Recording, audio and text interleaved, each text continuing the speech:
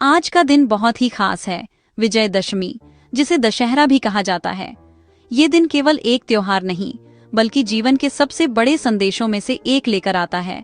बुराई चाहे कितनी भी शक्तिशाली क्यों न हो, अंत में जीत हमेशा अच्छाई की ही होती है। रामायण की कथा के अनुसार इसी दिन भगवान श्री राम ने रावण का वध किया था। रावण केवल एक राक्षस राजा नहीं था, बल्कि अहंकार, लालच और अधर्म का प्रतीक भी था। और श्री राम सिर्फ एक राजा नहीं थे, बल्कि धर्म, मर्यादा और सत्य के मार्ग पर चलने वाले आदर्श पुरुष थे। विजयदशमी हमें यह याद दिलाती है कि जब हम सच्चाई और धर्म के रास्ते पर डटे रहते हैं, तो कठिनाई चाहे कितनी भी बड़ी क्यों न हो, अंततः विजय हमारी ही होती है। भारत में इस दिन को मनाने के तरीके भी बहुत रोचक हैं। उत्तर भारत में बड़े बड़े मैदानों पर रावण, कुंभकर्ण और मेघनाद के विशाल पुतले बनाए जाते हैं और फिर उन्हें अग्नि के हवाले किया जाता है। जब ये पुतले जलते हैं तो ऐसा लगता है जैसे हम सब अपने भीतर के रावण, अहंकार, क्रोध, ईर्ष्या और लालच को भी जलाकर खत्म कर रहे हैं।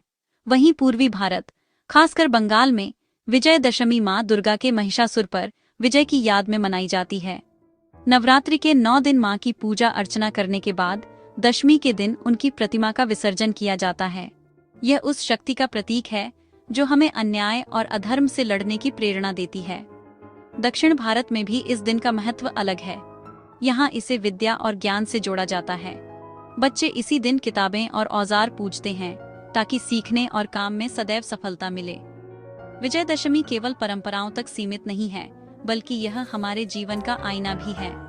हर इंसान के भीतर अच्छाई और बुराई का संघर्ष चलता रहता है। विजयदशमी हमें याद दिलाती है कि असली विजय तब है जब हम अपने भीतर के नकारात्मक विचारों और बुरी आदतों को हरा दें। तो आज का दिन हम सबको यही सिखाता है, चाहे रास्ता कितना भी कठिन क्यों न हो, धर्म, सत्य और अच्छाई की राह पर चलने वाला इंसान कभी हारता नहीं।